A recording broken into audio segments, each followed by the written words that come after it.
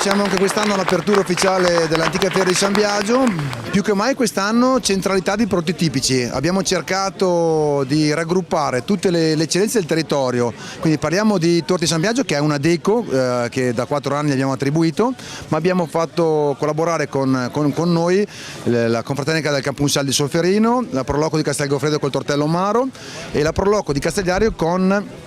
il risotto alla pilota. Un'associazione cavrianese, militare in congedo, cucinerà nel contesto il capretto e il tipico cotechino mantovano, così parleremo di prodotti tipici. Finito questo primo percorso, poi si affronterà proprio il discorso del dolce, quindi perché la fiera è dolcissima e quindi ai piani superiori di Villa Mirra ci sarà un percorso di degustazione di dolci tipici lombardi affiancati ai vini passiti. E qui un altro collegamento importante col territorio per dire facciamo rete è il collegamento con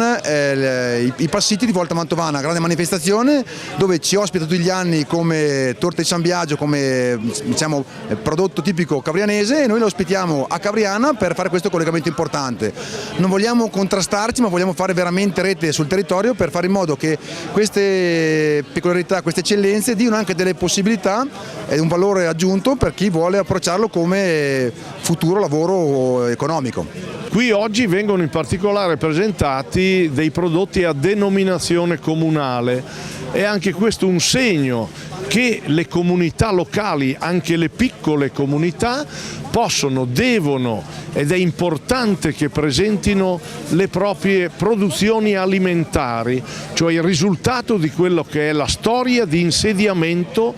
in questo caso in Cavriana.